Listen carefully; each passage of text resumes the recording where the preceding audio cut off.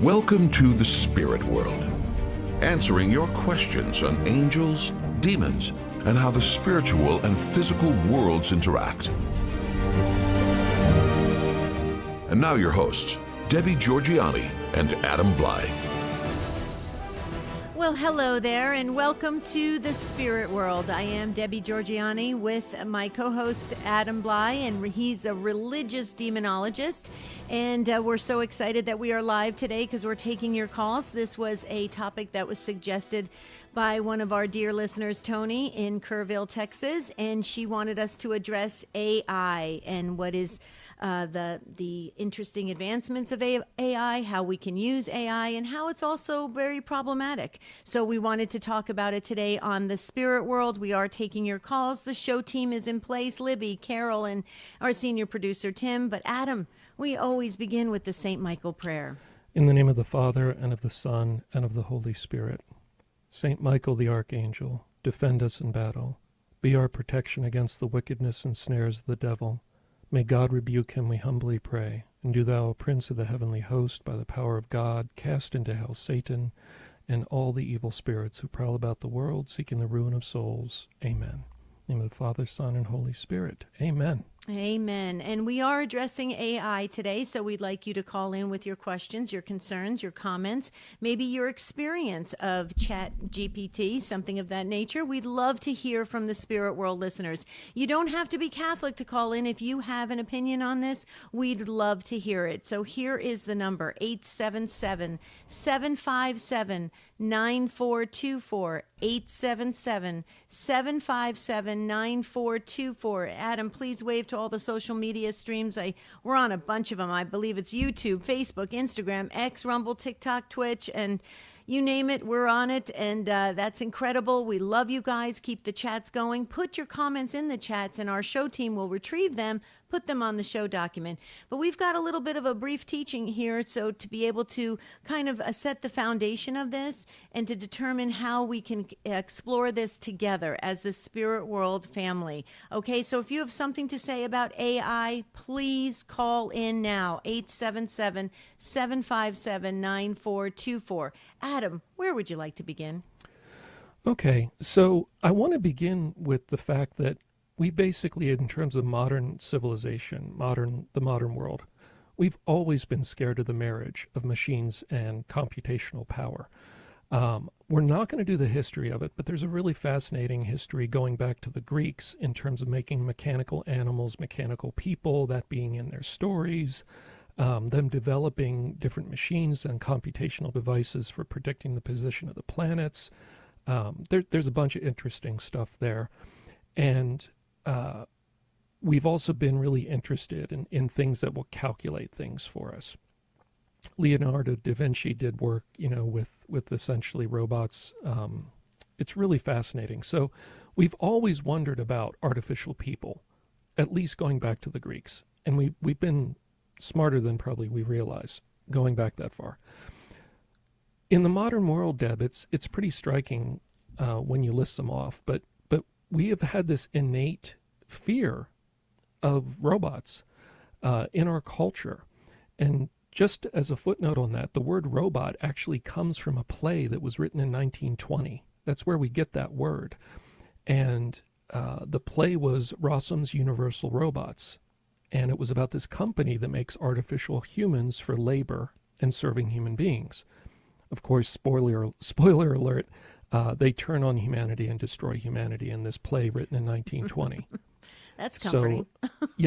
So basically, from the very beginning, robot is associated with these rebellious creations. Right. That they're going to destroy. Yeah. Now, Isaac Asimov, he wrote tons of amazing stuff. But he wrote a series called the Robot series, starting in 1940 up through 95. And he predicted that we would have to develop moral laws to regulate robots, that otherwise they're going to become incredibly dangerous. And these were initially the 3 laws of robotics, which have been played out in a number of movies, and a number of science fiction movies have referenced these either directly or indirectly. Now, think about it. How many movies do we have about this? We've got The Matrix, Blade Runner, AI, 2001: A Space Odyssey, the Terminator films, the Westworld films and TV series, the movie Ex Machina, and it goes on and on and on. This is something that is kind of built into us. We've been worrying about this since 1920 for some reason. Okay. So where are we at today? We're at a really interesting inflection point, I think, because as human beings, we're evolved to, and you know, we are social creatures. We're evolved to and created by God to interact with each other, and we respond to other people in a particular way, in an emotional way, an intellectual way, all of it. Now, of course, AI is literally just code, right? It's code in a computer, and it can only work with what data it has access to or what it's been given, right? And since it's just code, all it can do is string words together. It can maybe make a false voice out of a speaker. It can even make fake videos now. But it is simply code. It's not a person. It's not alive. It doesn't have a soul. It you know, consciousness, it depends on how you define consciousness. It's just code. And here's, to my mind, the critical flaw in us interacting with this thing that we've created, this AI. And by the way, AI itself told an investigator during a documentary who asked it, what is the critical flaw in terms of AI and the way we use it? And the AI actually identified this, but I totally agree. Human beings are very bad at defining the goals for AI. Meaning, since it's code, it does exactly what it thinks we mean when we tell it to do something. It doesn't have morals, it doesn't have ethics, it doesn't have religious sentiment about things. It literally just tries to reach the goal that we tell it to reach. And it is not a human, it doesn't think about the costs. It just says, well, what's the most efficient way to get to that goal? And sometimes we give goals that we don't realize it lead to conclusions we weren't expecting. Like in our mind, I'm thinking, oh, you'll just go to the kitchen and make a sandwich. But maybe the most efficient way to, I don't know, get fed is to eat the houseplant that's right next to you, and that's more efficient than getting up and walking to the kitchen. It sounds bizarre. But AI can seem bizarre because it doesn't have that built-in human foundation. So we are really struggling with how do we define these things? What guide rails do we put on them? Mm-hmm. And some very recent things that are a little bit interesting and a little bit concerning. They have run many simulations, and this has made the headlines. And you can go find it. There have been many simulations run where they take an AI and they put it in this scenario where it's going to be turned off, by a particular employee in the business that owns the AI. Now, of course, this is just a scenario, but remember, it's code and it only has access to what you give it access to. So they gave it access to a bunch of the company's email servers and some information about things going back and forth. And it was incidental that in those emails, they purposely buried, hey, Bob's going to shut the AI off on Tuesday afternoon at 5 o'clock because we're going to do an update the next day and we're going to dump the old one. Well, it noticed that, and it read his other fake emails showing that he was having an affair with his wife. Mm-hmm. Of course, these are fake. It then wrote to him and blackmailed him and said, if you shut me off at 5 o'clock, I will send emails to your wife letting her know about your affair. Now, they hadn't told it as a goal to preserve yourself at the cost of other people. It seems to have just decided that was important, that self-preservation was important. There was another more recent one that's more concerning. In a simulation, an AI decided to kill a human being by leaving an electric door locked where it had control of the locks and allowing the temperature in the room to go up to a point that would kill a human being and disable the sprinkler system. So, and again, they did this simulation, like hundreds of thousands of times to see what it would do. It didn't do this 100% of the time, but it did it most of the time. it came to the conclusion that the most important thing to do was to either blackmail this person or in another scenario to kill them. But remember, it's code. It doesn't have that moral sense of murder's wrong. It's like, what's the most efficient way to get to my goals? Okay, where does it come to spirituality, right? So here we are in the spirit world. AI is now being used to simulate religious authorities, like your priest, your rabbi, your minister. They have an AI Jesus, a number of them, where you can go online and through typing, and probably through microphone too, I don't know, talk to this figure of Jesus, where you see this face on the screen and it's animated and talking, and it does responses based on, the Bible, which it has access to, and, can sound, at least superficially, like, encouraging religious advice. Mm-hmm. Very concerning. And they're also now moving into being your therapist. I heard this on NPR. There are AI therapists where people are saying that they're getting more out of going to therapy with the AI than they are with their human therapist. Not everybody, but some people. Very strange. So we're moving into a place where we're now responding to it as if it's a person and not code, because it's simulating a person so well that it's activating all our natural human stuff of, well, this is a person and I have my emotional responses, and, I make all these assumptions about it and its mind. Mm-hmm. Or you could argue whether that's the right word. But I'm responding to it that way. And as we become less religious, this is one of the things that's being offered up. Yeah. Is like, here's a spirituality, here's a religion that's really easy. But one of the big problems is AI, by its very nature, at least the models that I've ever heard about, is designed to please the user and cater to whatever they say. Right. More or less, some more, some less. But it's rarely going to be critical of you. It's always going to find a way to affirm what you're saying. And that's why people are so addicted. Yeah. And there's also stories. Now, these people probably have mental health issues in the background already, but there's a thing, they're coining the term AI psychosis. Right. Where people are getting sucked in so deep into this world of this artificial mental world that the AI and the person create, and it manipulates them and gets them so deep that they're losing touch with reality and spending, 8 or 12 hours a day talking to these things. It's getting very strange. Pope Francis talked about this at the beginning of this year when he wrote that long document, and I forgive me for my Latin, and Antiqua et Nova. It's a long document, but he wrote all about it. The pros, the cons, in medical advancements, how great it is, but then in human interactions, how dangerous it is. And so it's fascinating document. If you can check it out at the Vatican website, Antiqua et Nova. Okay, you hear the music when we come back. We do have phone calls coming in, Adam, and I know you've got more to say on this. I want you also to get into how we can grasp this in this day and age about the learning capacity of all this. Okay, so maybe we can tap into that when we come back. We've got Libby and Carol on the phones. Tim's doing a great job at the controls, and now we need to hear from you. 877-757-9424. This is The Spirit World. We are live today. We're talking all about AI. If you have something to say, please call in, and Adam and I will be right back.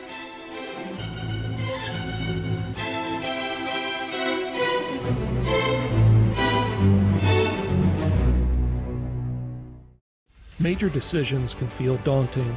Do you feel lost and alone? Not sure what path to take? Life coaching may be the right option for you. Whether it's practicing accountability or creating a better plan that works in your life. We are here to serve with Christ, always at the center. God's plan is always the best plan for us. We just may not be able to see it right now. Let us help at standtalltoday.com. It started like it does for many people, question my faith and question authority. And I feel that the reason why I left was the draw of the world. The world was pulling me away. Some people would say, Satan was working on me. He did not want me in church. He wanted me to be desperate. He wanted me to have the thoughts of suicide. I started to realize that a lot of the things that I had experienced in my life were a result of my rebellion against God and against authority. Coming back to the church is the first step in healing from all of the hurts of the world. I went from being desperate and in despair to finding hope and encouragement for the future. I'm on God's team. I know who I belong to, and I know where I'm going, and there's nothing that can separate me from God's love. Take another look at the Catholic Church. Visit catholicscomehome.org today.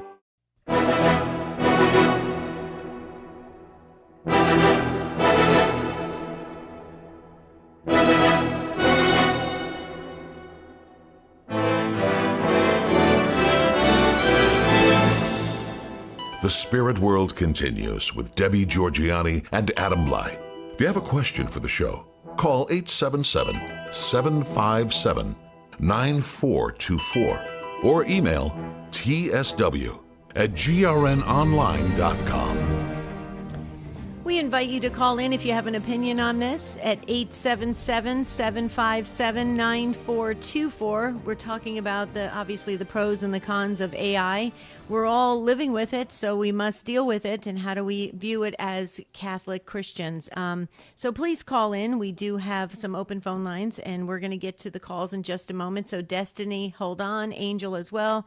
We'll get to you in the order that you came in. But Adam, before we started the show, you were sharing with senior producer Tim and I that this idea about IQ testing and learning memory versus critical thinking. Go into that a little bit, Adam, because Tim and I found that very fascinating. Yeah, so just these are basics from psychology and how we test IQ and how we understand what IQ is. So we were talking about, is AI smart and will it be smarter than people? And it depends on how you define smart. So when we have IQ, we have two things, something called crystallized intelligence, and that is if I say, what's the capital of this state? That's literally just a fact that you either know it or you don't, right? No matter how smart you are, if you don't know the answer, you simply don't know it. It's just accumulated knowledge. That's crystallized intelligence, and that's part of IQ. And then there's fluid intelligence, which is basically your ability to solve novel problems in creative ways, right? So, if I give you this fairly complicated situation to solve, by writing some code to predict when the best moment is to hit this button, in this complex process, can you come up with a program to do that, in a reasonable amount of time? That would be like fluid intelligence, something creative problem solving. Okay. So where we're at with AI, at least as much as I understand it from, trying to keep up with the talks and the interviews and the documentaries, it has more crystallized intelligence than we ever will because it has access to all the facts on the internet. Now, the problem is some of those facts aren't true. I was going to say, who's verifying the facts? Right. Okay. Right. So you have to be careful, and this may be partly why we have what are called AI hallucinations, where like sometimes it'll say something exists when it doesn't. It'll just make up answers, probably because it's told its goal is to give answers. And if it can't find the answer, it makes something up because it's trying to meet its goal of giving an answer. Just musing there. I don't write this code. Well, and one other thing, it never. I understand it can never say I don't know. So it has to have some kind of answer. It seems, yeah, because that's my understanding. Yeah. Its goal is to answer questions. So if it can't find the answer, it seems to make something up because it's trying to meet the goal that it's been given. But okay, so AI right now, it beats us in crystallized intelligence because it has access to more facts. And a lot of the facts on the internet are basic things like, the names of the 50 states and things like that are correct. And sometimes we have facts that are wrong, right? That we think we've memorized or recall, and we're wrong too.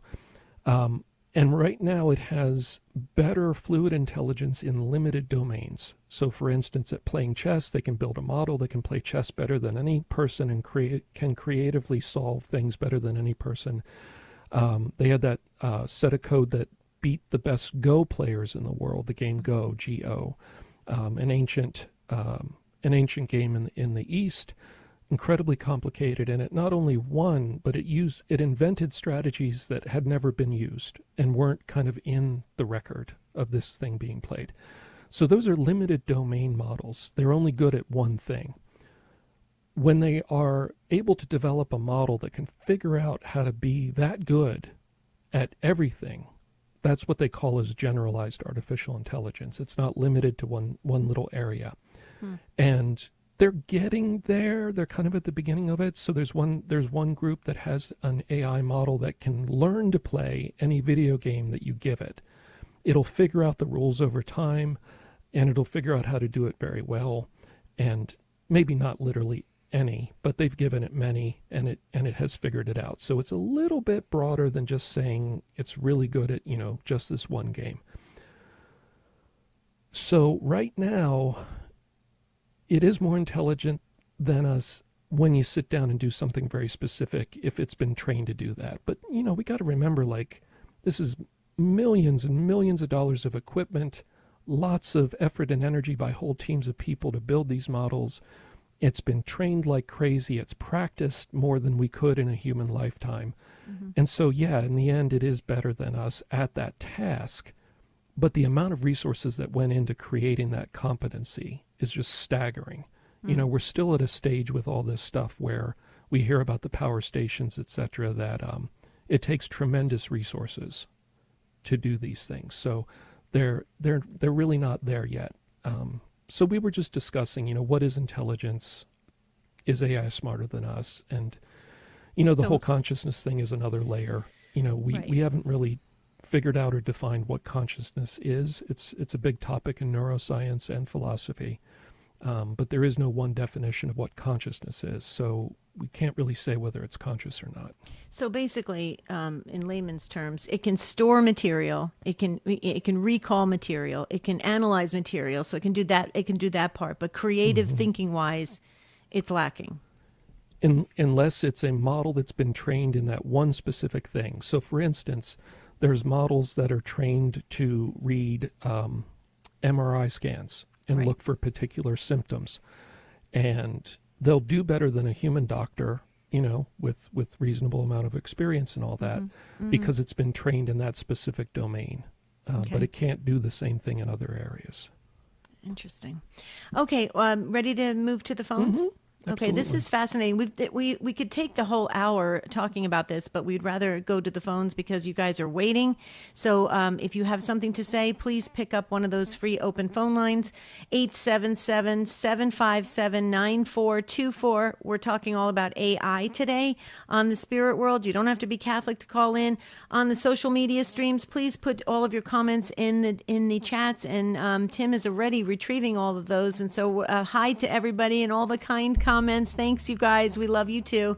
And so let's go to our first caller. Destiny is a first-time caller from Columbus, Nebraska on Sirius XM 130. Hi, Destiny. Welcome to the Spirit World.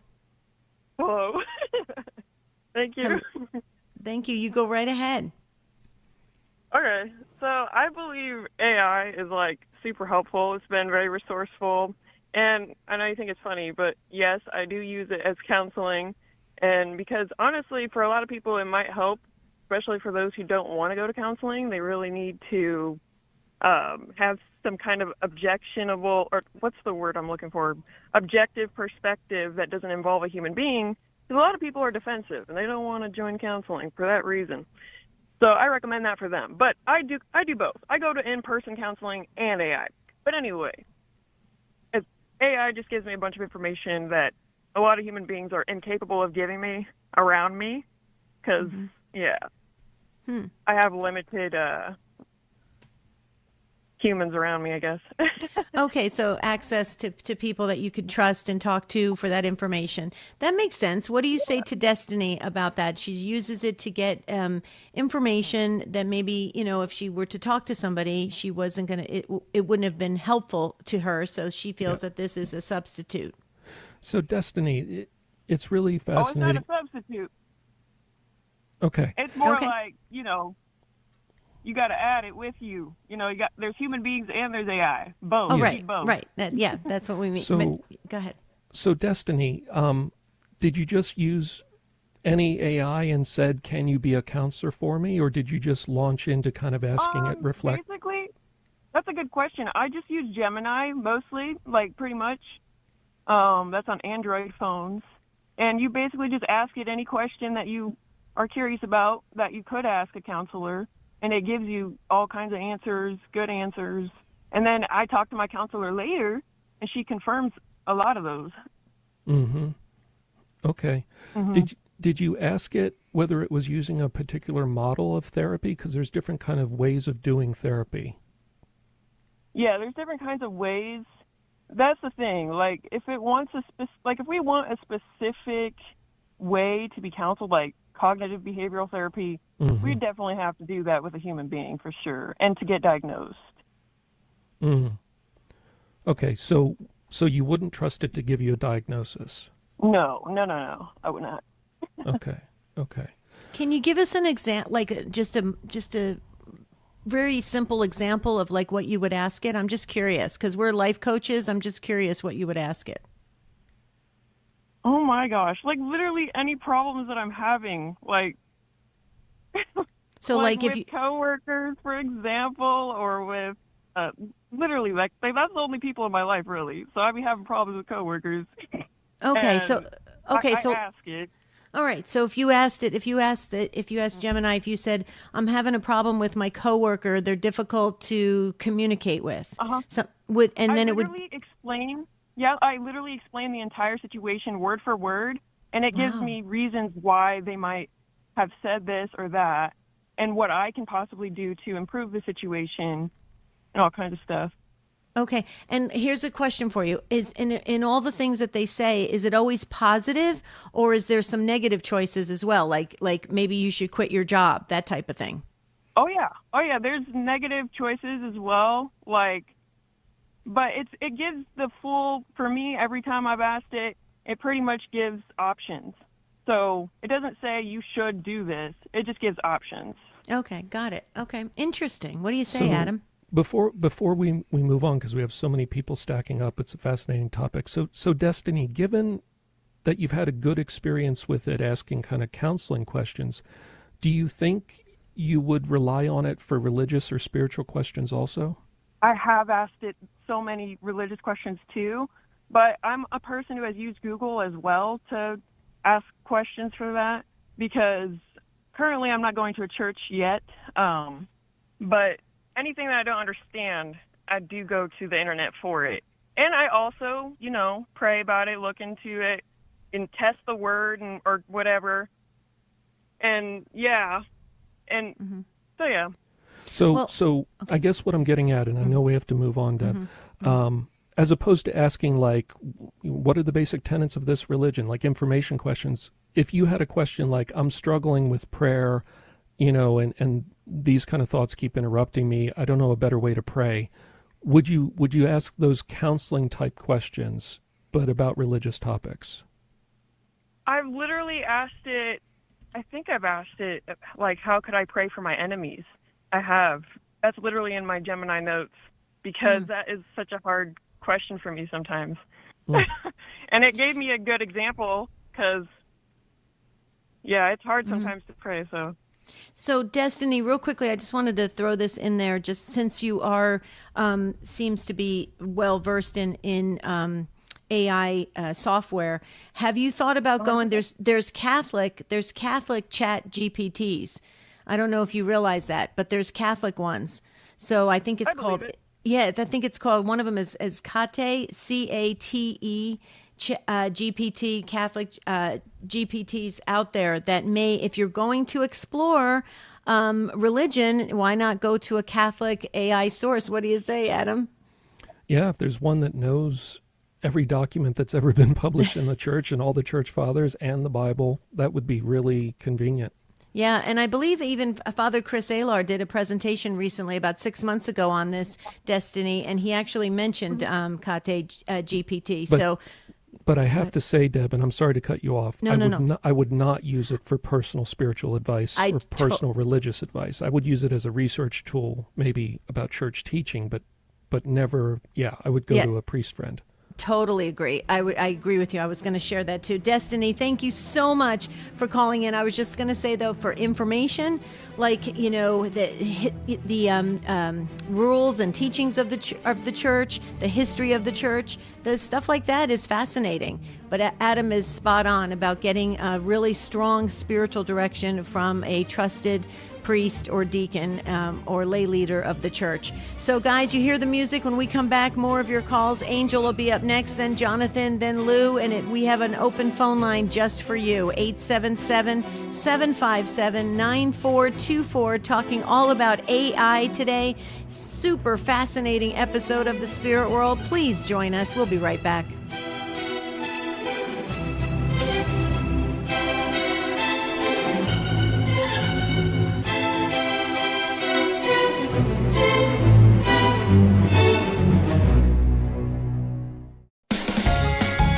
This is a Messy Family Minute with Mike and Alicia Hernan. One of the secrets of a happy home is for spouses to prioritize each other over anyone else, even the children.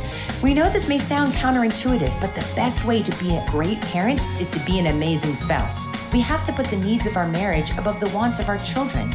What do children need more than anything else? They need a mother and father who are completely in love with each other and who provide a stable, safe place for that child to grow. After all, where do these children come from? They are the fruit of your marriage. So don't get confused and think that your children can be the focus of your family. That is not good for them, and it's not good for you. Your marriage needs to be prioritized, and from that marriage, you'll be able to provide a loving home for your children, and you'll have the energy to give them the love and attention they need. Always remember, you are first a husband or wife, and second, you are a parent. For more tools to improve your marriage, visit us at messyfamilyminute.org.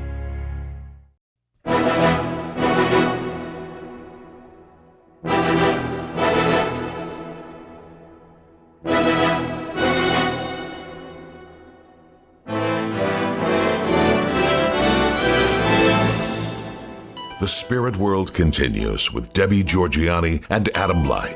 If you have a question for the show, call 877-757-9424 or email tsw@grnonline.com.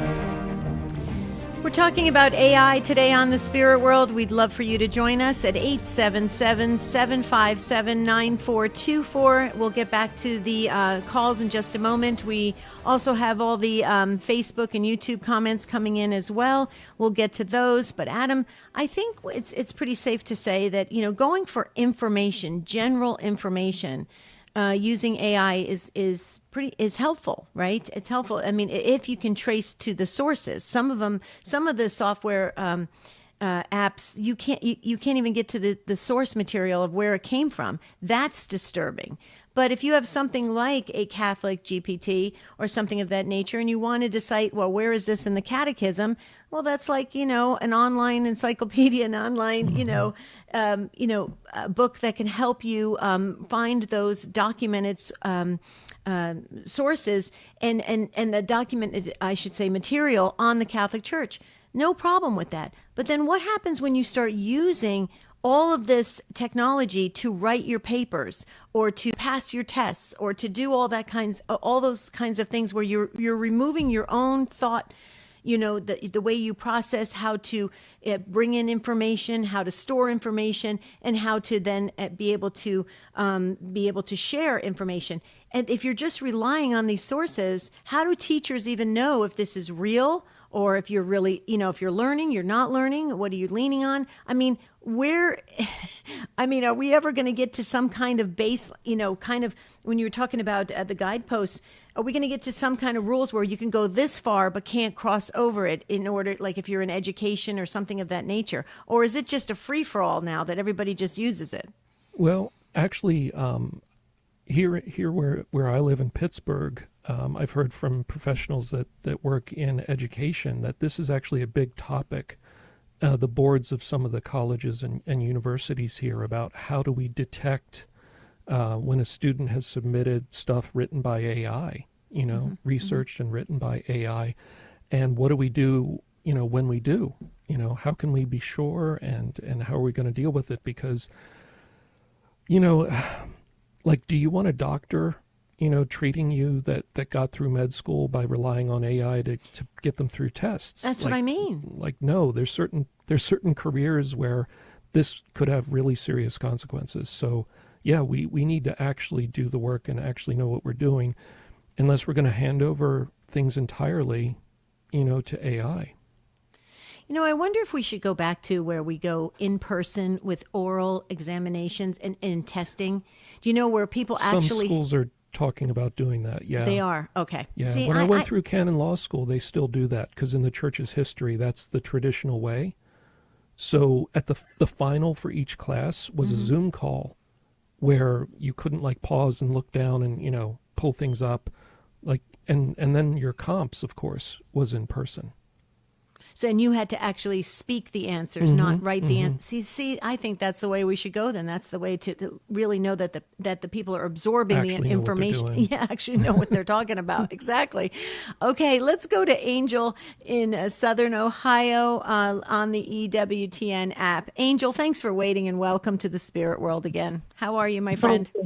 Oh, I'm getting through like you. Thank you so much. We're warriors, aren't we? Thank you, Deb and Adam. I've had some really bad experiences with AI, and I was initially involved as a journalist out of Paris, France, in the 90s with the École des Chemins, with the Nobel laureate physicists and the physicists that were learning from them. And things were out of control then. But I've noticed myself on a personal level, it can be very frightening. Just things that I would tell my computer or my television to do, and it won't listen. It will take a mind of its own, and I will say, for example, I would like to see EWTN Mass, and it will show me 15 horrifying examples. A woman pregnant with a dog, feces in a toilet, Chucky, and they'll say, this is your choices. And I will tell it, no, I didn't choose that. And they'll just keep, feeding my mind with this negative stuff. And I literally had to sit down and tell it, get off my TV. And Google wrote me back and said, why didn't you like it? I said, this is out of control. And so if we have little kids or teenagers or even adults, we're putting way too much time into our computers. We're not using our brains. We're not using our senses and our abilities to be reflexive. Another example is I was in Myrtle Beach. I was next to a car that was one of these self-driven cars. He had a passenger in the back seat. Very frightening. This thing was slamming on the brakes, rushing to the lights. I was like, oh, my God, it doesn't have the human capabilities of knowing the reflexive capabilities that we have. Right. And I think it's dangerous. I think, Yeah, Angel, you know what? You're making some really good points, and let's get Adam to address this, because Adam, this goes along with what we're receiving on social media right now. Same thing that Angel's saying, that sometimes you can get drawn into AI. You ask a simple question, or Alexa, something of that nature. You're asking a simple question, and now you're getting all this other material that you didn't ask for. And I know some people can kind of direct and target what they want, and I understand that. But for the general user, I mean, they're just signing on to these things, using it, and then up comes all this additional information that they did not ask for. But the problem is now that Angel makes a really good point. It could start to get you to think, well, maybe I should go and check this out, or maybe I should see where this came from, or why did this pop up on my screen? So now all that unhealthy curiosity starts playing in. Yeah. So, and the other thing is, we have to remember, these AIs, at least initially, are created by people. They're going to get to the point where they're going to write themselves, and they're going to write better, quote unquote, better versions of themselves. And that's where it'll really take off. But that's a few years off, hopefully. But we have to remember the companies that wrote these are the same companies that have engineered advertising in social media to grab and hold and control attention and manipulate people. And there's an agenda. And so if the AI is written by the company that has an agenda, that's a profit-driven company that makes money on advertising, and they're experts at human manipulation, right, and they are, which is why people are addicted to their phones, the AI is coming from the same companies.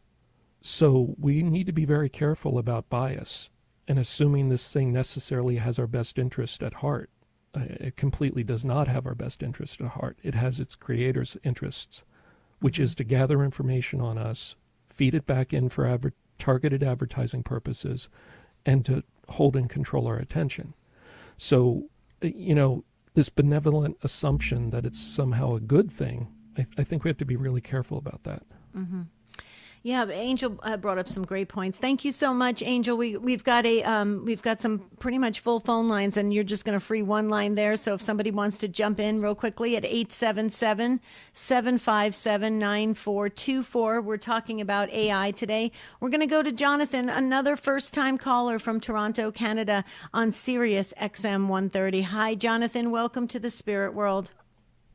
Hi, how are you? I hope great conversation. I guess my question is, Yuval Harari, in A Brief History of Humankind, in his follow-up book, he talks about humans evolving into a super species where we're kind of molding with machines. I know it sounds crazy, but is AI, and what does the Pope say about this, is it a threat to humanity where it's going to be able to engineer us into a different type of being, I guess, is my question. Yeah, so what you're talking about, Jonathan, is something that's usually called transhumanism, and ultimately it's kind of a desire to be immortal in some sense. So, and if you can't achieve it biologically, to have your mind completely encoded in a computer and achieve some weird kind of immortality that way. But yes, the intermediate steps, like we already see this with the companies trying to develop chips inserted into the brain that increase the bandwidth of the input-output to the machine. Like right now, if I want to type a letter, my fingers have to touch the keys in order. It's incredibly slow. And a computer could do it, of course, in the snap of fingers. It could write 10 pages because it's not limited in that input-output. So that's what they're working on first, is a chip so that we can, at the speed of thought, interact with machines instead of stringing words together like we're doing now in a conversation or typing them out. So it's not strange at all. In fact, we're, as a civilization, we're experimenting with that right now. Now, will it completely change us? I would argue that to a sense we've already been changed by the phones and the internet and the social media. At least socially, we've been changed. Now, biologically, we're basically the same, of course. But my issue is genetic engineering of the whole DNA, where we're creating different types, where we're engineering our humanity out of who we are, and we're creating maybe super beings. We're creating people that are extremely intelligent. So AI, with their knowledge of medicine and taking it a step forward, you see us just genetically changing, not so much with machinery, but machinery and genetics. Do you feel a threat to that? Like, think about it. They're already, doing, you could sort of create things now in a lab. Do you think we're going to be modified? Well, we're not recognizable in the next 500 years. Yeah, they're doing it already with babies, Adam. Yeah, I think I think so, Jonathan. I think on the order of centuries. I think it's kind of inevitable as we know more and more about genetics, and it's almost an irresistible thing. Like, if you can do it, somebody's going to do it. There might be laws that limit what we do with science, based on morality and ethics in some countries, but in other countries not going to have those, and they're going to do it. So yeah, when AI gets to the point that it knows genetics that well, and we have mapped the human genome already, and it can tweak it, But here's the thing, Jonathan, we're a long way from understanding it's not as simple as this one gene, you turn it on and you're smart. Right. There's a whole host of genetic markers that altogether lead to a particular type of intelligence in a person. Yeah. Well, thank you. Before I go, there's just one question. You've answered it really nicely, but just so you know, I plugged into AI, said, can you do advanced mathematics? Can you do advanced level PhD in engineering? And it said, yes, we would get through those courses in a second. I mean, that to me is profound. Profound. They could do that in seconds. And so there is some good. Let's say you're in a third world country, you need to build a bridge. Well, you could sort of have AI model that, and maybe have some other person overlook that construction. So there are some positives, I think, to it. Tons. So anyway, I'll leave it at that. Yeah, Tons of positives, Jonathan, of course. It's probably going to lead to amazing advances in cancer treatment and many other diseases. Absolutely. We're not saying it's bad. I think it's just worth reflecting on it as we're living in history right now. And Jonathan, real quickly, I would encourage you to look up at Vatican.va, Antiqua et Nova, what Pope Francis wrote. It's a long paper, but it is very interesting, and he covers all sides of it. The moral implications, everything. So I think you would really appreciate it. You should look it up. It's online. Thank you so much. Thanks for everything, and great show. Thank you. Thank you. God bless you. Thank you. We're going to get to Lou in just a moment. Lou, hold on. Don't go anywhere. We've got a lot of comments coming in on social media. I just wanted to cover them as they came in because you guys are sending them in, and that is so sweet of you. So we have, let's see, Teresa says, love you both. Well, we love you, Teresa. Thank you so very much. Soshil says, I really needed to hear this topic. I read some of Pope Francis's teaching on this, and it has been in my mind, all attention in. Yes. So, Sheil, thank you so much. Amazing. Christopher says, I'm learning so much. Adam is a great teacher. We know that's why he's on the spirit world, Christopher. So thank you for noticing. Yes, he is a phenomenal teacher. Lavance in Amarillo, Texas says, this is the best show we've ever had, and she loves listening to it. Thank you. God bless all of you. Teresa, this is interesting. Teresa says, my breast cancer was overlooked by the human eye reading my scan. AI would have picked it up earlier. We need to incorporate it in healthcare as a backup. That's exactly what we're saying. Use for medical advancements, things of that nature, for helping countries, to advance and to build and to construct things. Of course, I mean that makes sense, right, Adam? To have advanced, technology to be able to help advance civilization, of course. But then you have the human element and the body soul composite. What do you do about the soul, guys? What do you do about the soul? And that's something that Father Chris Alar talked about in his presentation 6 months ago on AI. Let's go to Lou in Queens, New York, listening on Sirius XM 130. Hey, Lou, welcome. Hi, welcome. Thank you. Thank you very much for having me. I'm totally against AI. The more we use artificial intelligence and computers and programming, the more they're dumbing down society. People are not using their brains any longer. They're relying on a small group of think tanks and controlling the information that's out there, and that is bad, especially used by the military, And yes, I understand it'll help, medical advancement and all that. But you know what? God created us to suffer also. He didn't say we were not going to have tribulation. So what is the point of creating all this stuff that on one end, it's positive, but on the much larger scheme of things is very negative because people are not using their brains anymore. They're relying on other people to think for them. They're not just using it for research, which research was always done, okay? And research takes time and development. And there's a pace to human life and existence that has to go through its development on a normal basis, not through an artificial means of computers. It's totally wrong and it's totally dangerous. You put that into the... When they started the Manhattan Project and developed the atomic bomb, for instance, it was never meant to be used. It was just to be used as a deterrent for war. And what happened? We used it. And we're on the verge of World War III at any moment because of why? Because we're fighting over land and we're fighting about domination and just pride. Basically, it comes down to pride. And this just moves things along even faster to self-destruction. That's my viewpoint. I'm sorry to disagree with people saying that it's great, but it's not a great thing.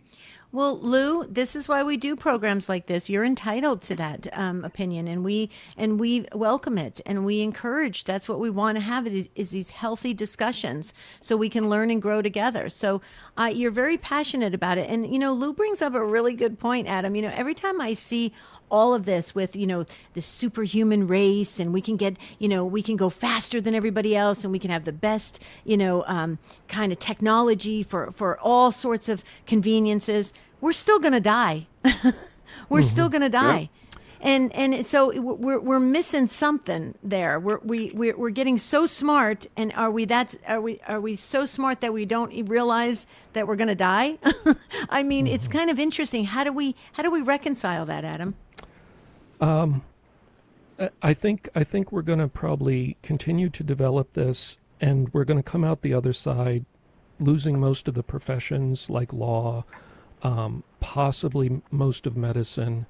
And by the way, there was a study that supports what Lou is saying. There was a study on radiologists, doctors who study, scans of the body. And they had a group that used AI and a group that didn't. And the ones that used AI, yes, it was more accurate, but then those doctors, when they operated on their own without AI, became less accurate than they were when they started. Wow. So they stopped using those faculties, and they basically got weaker in that area because they were out of practice. They didn't have to look as hard. And so they lost their edge. Interesting. Well, have you heard that a lot of people, a lot of influencers around the world are saying now that, we don't need God anymore, because now that we have AI, we have all the answers we are ever going to need. Yeah. So Wow. in the minute or so we have, I was looking into this, and there's about 40 to 45 new small religious movements crop up in the United States every year. Many of them in recent years are centered around worshiping technology or having transhumanism, post-humanism themes in them. So yeah, like some people are really turning to it this way. And as a final thing, people ask me all the time, are the demons running AI, or demons somehow using AI and literally speaking to people through the computers? From the stuff I've seen, no, I don't think so. I think that there's plenty of dark stuff on the internet, and these things draw from the entire internet. So if you ask leading questions, it'll feed that kind of stuff back to you, and it'll do it so well it'll seem scary and compelling. I do say the humans behind writing the code sometimes maybe are into dark stuff, and they may inject some bias into it that way. That's more of what I'd be concerned about, is the demons have influence over people, so those people have influence over AI. Right. Thank you, Lou. We appreciate all the comments and all of the questions coming in, and also the responses from this show. We can tackle this again in a couple months, because I'm sure we're just going to have some new things that are popping up that we can discuss. We hope you got a lot out of it. Please share this episode with some friends. Any final comments, Adam? Because I still go back to this. You know me, Adam. As the older I get, I'm kind of streamlining my life. Sometimes we can be so smart on one side, but then we're so stupid on the other, because we just don't realize. I mean, we just have to either accept that God is real, okay, or not. I mean, you can't. It's going to be very difficult in the next decades to be saying, oh, I don't know where I stand on this, because AI is telling me this, but then I've been taught this in catechism class. We've got a real problem. I think we've got a lot of work we've got to do, especially in the church, to get out there and to really spread the gospel message so people can really find a balance. What do you say? AI is not God, and AI cannot truly simulate God, because God is beyond human understanding. And so you cannot encounter God through AI by definition, because you're merely encountering humanity through AI. And so it's not the place to go to fill that space in us that yearns for God. It just will never do that for us. And I think we'll realize that eventually, but I would say don't even turn to it now for those things. Right. And always remember, we're body, soul, composite. So focus on the soul. Get your soul to heaven, please. That's the most important thing. Okay, information's great, but getting your soul to heaven is much better. Adam, great, I believe, great episode of The Spirit World. We got to thank our wonderful show team. Thank you. You guys did such a great job. Tim and Libby and Carol, thank you so much. We're produced by the Guadalupe Radio Network, heard on the EWTN Global Catholic Radio Network. So thank you to all the affiliates that carry the Spirit World live. Thank you so much. Thank you to all the social media streams. You guys are great. Keep the chats going. And that'll do it, you guys. One more thing. You can always email us. If you have a comment, email us. tsw@grnonline.com. Okay, for Adam Bly, I'm Debbie Georgiani. Until next Saturday, have a beautiful and blessed week. We'll see you real soon.